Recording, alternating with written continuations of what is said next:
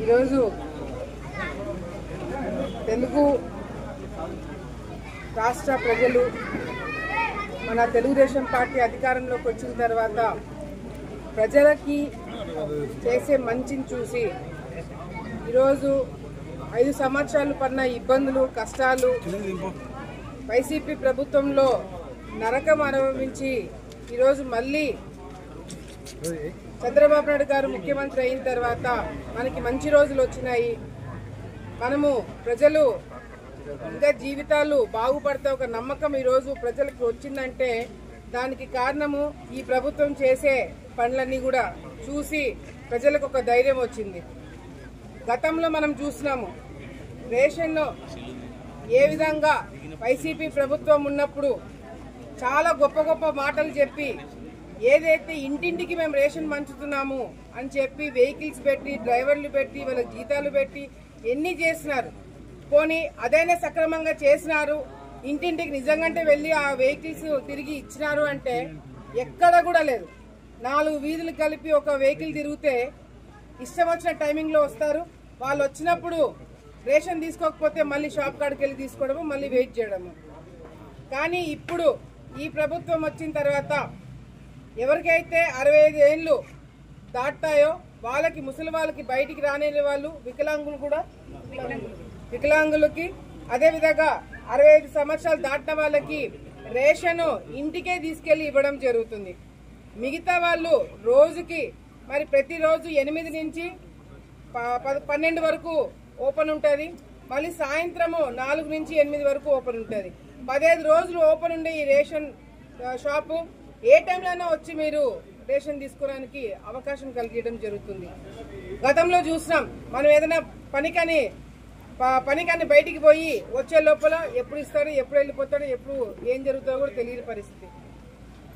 కానీ ఈరోజు ఏ టైంకి నుంచి ఓపెన్ ఉంటుందో తెలుసు, ఎక్కడ ఉంటుందో తెలుసు. గతంలో ఈ వెహికల్స్ పెట్టి వాళ్ళకి డ్రైవర్లు పెట్టి ఎంత డబ్బు దారబోసినారో, ఎంత డబ్బు అనవసరమైన ఖర్చులు పెట్టారనేది గత ప్రభుత్వంలో చూసినాం.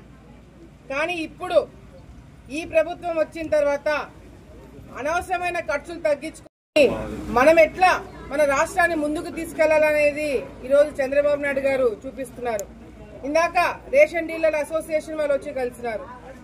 వాళ్ళందరూ కూడా ఈ ప్రభుత్వం తీసుకున్న నిర్ణయానికి మేమందరం కూడా చాలా సంతోషంగా ఉన్నాము అని చెప్పి రాష్ట్రంలో, ఇక్కడే కాదు రాష్ట్రంలో ఉన్న అన్ని అసోసియేషన్లు కూడా ఈరోజు ఆ స్థానికంగా ఉన్న ఎమ్మెల్యేలను కానీ ముఖ్యమంత్రి గారిని శభాషణ అంటున్నారంటే ఈ ప్రభుత్వం తీసుకున్న నిర్ణయాల వల్లనే.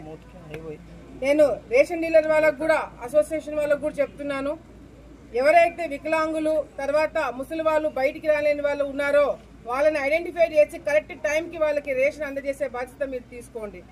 ఎక్కడ కూడా ప్రభుత్వానికి కానీ మీకు కానీ మాకు కానీ చెడ్డ పేరు వచ్చేటట్టుగా కూడా చేయకుండా ఉండాలని చెప్పి మీరు కూడా చేయండి. మా తరపు నుంచి మేము, డిపార్ట్మెంట్ తరపు నుంచి డిపార్ట్మెంట్ అందరం కూడా ఒకే మాట మీద, ఒకే దాటి మీద ఉండి ఈ ప్రభుత్వం తీసుకున్న నిర్ణయాన్ని ముందుకు తీసుకెళ్దామని చెప్పి కూడా సందర్భంగా తెలియజేసుకుంటూ, పెన్షను కరెక్ట్ టైంకి ఇస్తున్నారు, రేషను కరెక్ట్ టైంకి ఇస్తున్నారు, ఉద్యోగస్తులు జీతాలు కరెక్ట్ టైంకి ఇస్తున్నారు. చెప్పినవన్నీ కూడా ఈ ఆగస్టు 15 నుంచి మహిళలకి ఉచితంగా బస్సు ప్రయాణం పెడుతున్నాడు చంద్రబాబు నాయుడు గారు. గతంలో మాట ఇచ్చిన ప్రకారంగా కూడా తల్లికి వందనం, ఎంతమంది పిల్లలు ఉంటే అంతమంది పిల్లల అకౌంట్లో డబ్బులు వేస్తామని చెప్పారు. అది కూడా తొందరలోనే మొదలవ్వబోతుంది. ఈరోజు సూపర్ 6 ఎందుకు చేయలేదు అని మొత్తుకుంటున్న వైసీపీ నాయకులకి మేము ప్రెస్ మీట్లు పెట్టి చెప్పాల్సిన అవసరం లేదు. చంద్రబాబు నాయుడు గారు తీసుకున్న నిర్ణయాలు, మేము చెప్పిన పనులు చేసుకుంటూ పోతున్నాము. మీకు అదే బుద్ధి చెప్తారు. ఈ రోజు కూడా వైసీపీ నాయకులు ఓడ్చుకోలేకపోతున్నారు. వైసీపీ నాయకులు ఈరోజు సాక్షి పేపర్ చూసిన పెద్ద క్యూ ఒకటి పెట్టినాడు, మళ్ళీ కష్టాలు మొదలైనాయని చెప్పి రాస్తాడు. అంటే మీకు మీరు మీ వాళ్ళకి ఇచ్చిన కాంట్రాక్ట్, మీ వాళ్ళకి ఇచ్చుకున్న ఈ వెహికల్స్ తీసేసామని వాళ్ళు బాధపడుతున్నారు. మీకు రావాల్సిన కమిషన్ ఆగిపోయిందని మీరు బాధపడుతున్నారు.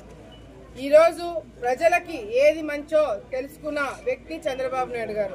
దానికి తగినట్టుగానే మేము నిర్ణయాలు తీసుకోబోతున్నాము. వచ్చే రోజుల్లో ఆలగడ్డ నుంచి అమరావతి వరకు ప్రతి ఒక్కరు కూడా ఈ ప్రభుత్వాన్ని మెచ్చుకొని మళ్ళీ ఇటువంటి ప్రభుత్వాలు మనకు ఉంటేనే మన జీవితాలు, మన పిల్లల జీవితాలు బాగుంటాయనే ఒక అభిప్రాయానికి వచ్చేలాగా మేమందరం కూడా కృషి చేస్తామని చెప్పి కూడా సందర్భంగా తెలియజేస్తున్నాం.